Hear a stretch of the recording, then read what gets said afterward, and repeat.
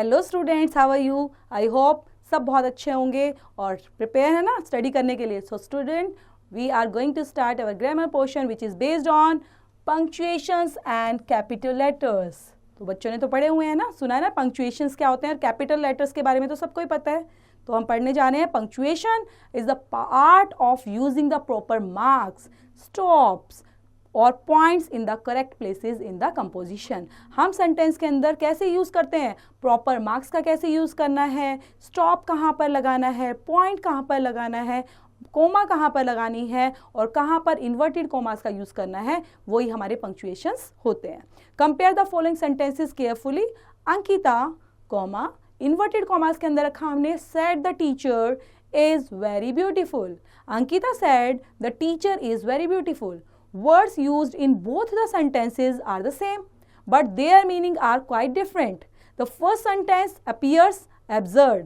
आप देख पा रहे हो, फर्स्ट सेंटेंस और सेकंड सेंटेंस मीनिंग सेम है, लेकिन फिर भी उसको जो मीनिंग निकल कर आ रहा है वो थोड़ा सा एब्सर्ड फॉर्म में आया है फर्स्ट सेंटेंस के अंदर, है ना, वैसा अपीयर हो रहा है. This is because of the punctuation marks used in the sentences. So we see that the omission or wrong use of stops may altogether change the meaning of a sentence. Thus, punctuation marks are very important in writing.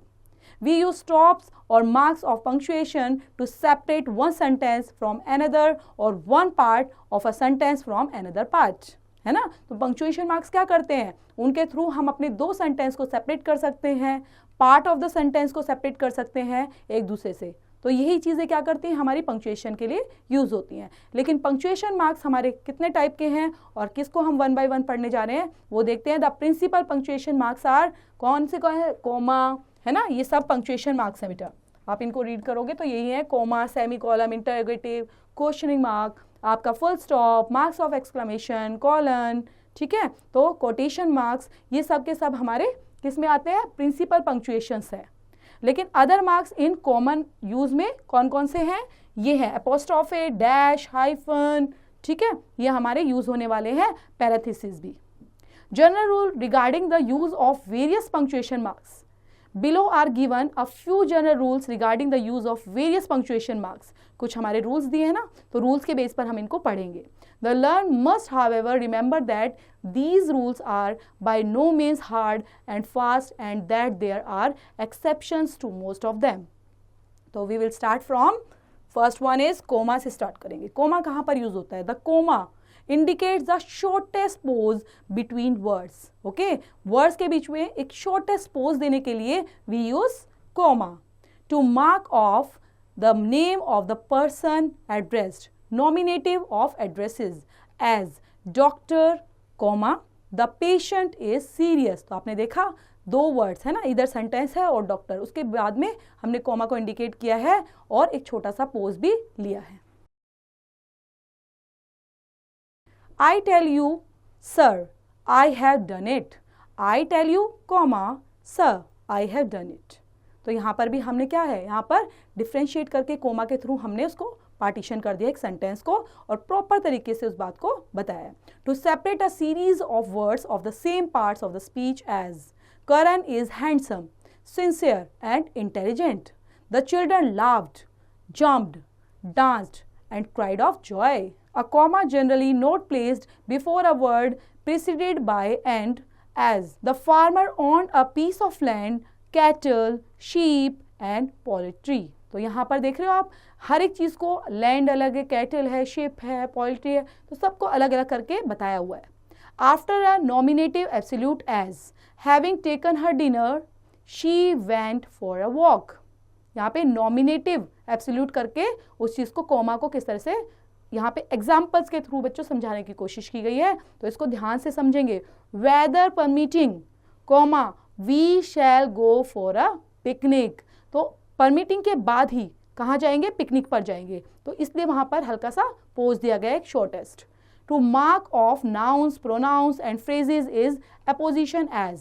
Kalidas, comma the greatest Sanskrit dramatist was illiterate. To separate each pair of words connected by and as. To separate each pair of words connected by and as.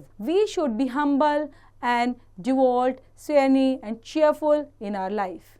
To separate a participle phrase, that a phrase might be expanded into a sentence and is not used in a merely qualifying sense, as the king, having been defeated by his enemies, returned to his country. To separate the date of month from the date of the year by a comma, as the earthquake of January 26, 1999.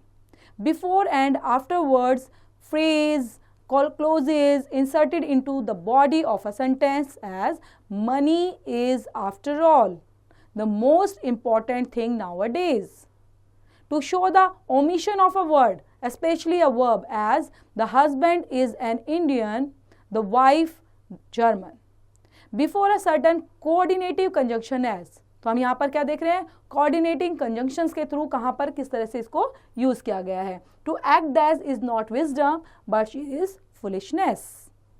Okay, तो इस तरह से next पढ़ते हैं. हमारा second start हो रहा है full stop. So full stop कहाँ पर यूज करना है, ये बेटा 10 रूल्स थे, कहाँ कहाँ पर आप कॉमा लगाइए और किस बेस पर वहाँ पर कॉमा लगाकर उनको सेपरेट कर सकते हैं. ठीक है. Full stop. The full stop और period indicates the longest pause after abbreviations and initials as Dr. S.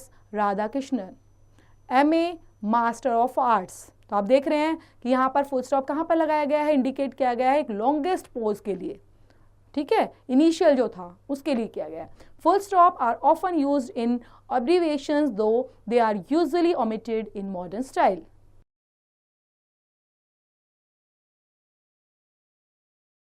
Write USA instead of USA.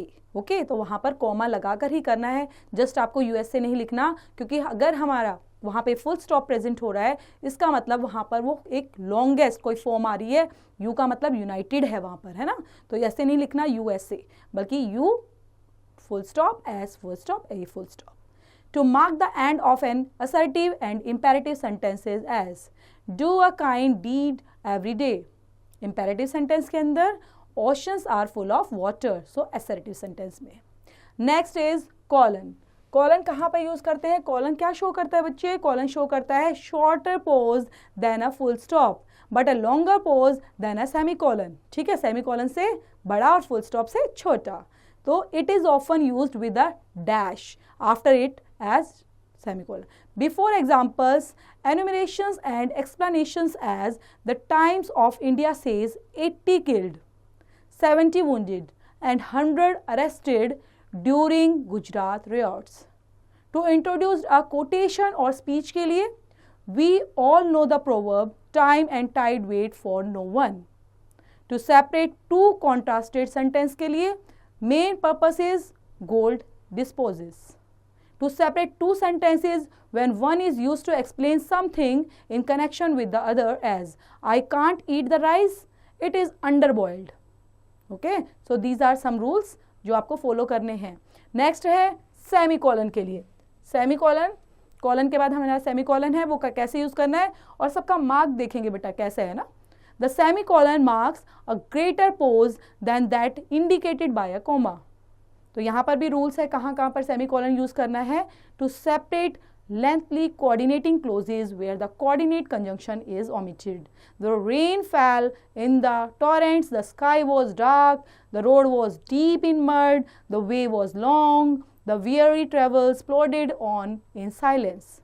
To separate coordinating clauses if they are joined by such conjunctions as and, for, or, but, either, neither, therefore, otherwise, as, help him now, otherwise he will be ruined.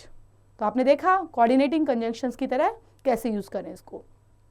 To separate the clause of compound sentences when they contain commas, he was a kind, large-hearted man and we all honored him.